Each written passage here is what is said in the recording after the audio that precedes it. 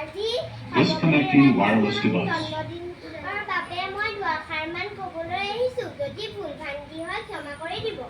সন্মানীয় আজিৰ সভাৰ সভাপতি মহোদয়, এইখন বিদ্যালয়ৰ অধ্যক্ষ মহোদয়, শিক্ষক শিক্ষয়িত্ৰীসকল, লগতে সন্মুখত বহি থকা বন্ধু বান্ধৱী তথা দাদা বাইদেউ আৰু ভাইটি ভণ্টিসকল, পোনপ্ৰথমে মই মোৰ শ্ৰদ্ধাৰ শিক্ষক শিক্ষয়িত্ৰীসকল, লগতে বিশ্বৰ প্ৰতিগৰাকী শিক্ষক শিক্ষয়িত্ৰীলৈ শিক্ষক দিৱসৰ শুভেচ্ছা জনাই মই মোৰ বক্তব্য আৰম্ভণি কৰিছোঁ।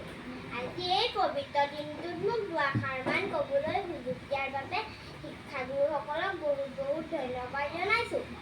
আজি 5 ছেপ্টেম্বৰ আৰু আমি সকলোৱে জানো যে প্ৰতি বছৰে 5 ছেপ্টেম্বৰ তাৰিখে সমগ্ৰ ভাৰতবৰ্ষ শিক্ষক দিৱস হিচাপে পালন কৰি অহা হৈছে। এই দিনটো শিক্ষকসকলৰ বাবে এটা গুৰুত্বপূৰ্ণ দিন। শিক্ষক দিৱস হ'ল ভাৰতৰ প্ৰথম উপৰাষ্ট্ৰপতি তথা দ্বিতীয় ৰাষ্ট্ৰপতি ডক্টৰ সৰ্বপল্লী ৰাধাকৃষ্ণদেৱৰ জন্মদিন।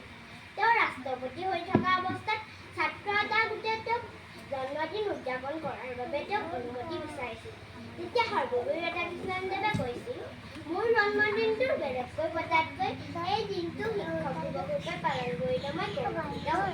তেতিয়াৰ পৰাই এই দিনটো শিক্ষক দিৱস ৰূপে পালন কৰি অহা হৈছে। 1965 চনৰ 5 ছেপ্টেম্বৰ তাৰিখে ভাৰতৰ প্ৰথম শিক্ষক দিৱস পালন কৰা হৈছিল। শিক্ষকসকলক মমবাতিৰ লগত তুলনা কৰা হৈছে, যিয়ে নিজে জ্বলি আনক পোহৰ দিয়ে। শিক্ষকসকল হ'ল জ্ঞানৰ ভাণ্ডাৰ স্বৰূপ, যাৰ পৰা আমি জীৱনটোত আগুৱাই যাবলৈ সকলো জ্ঞান আহৰণ কৰিব পাৰোঁ। গতিকে সদায় আমি শিক্ষকসকলৰ কথা মানি চলা আৰু সন্মান কৰা উচিত। শেষত সকলোকে আকৌ শিক্ষক দিৱসৰ বহুত বহুত শুভেচ্ছা জনাই মই মোৰ চমু বক্তব্য সামৰণি মাৰিলোঁ। ধন্যবাদ।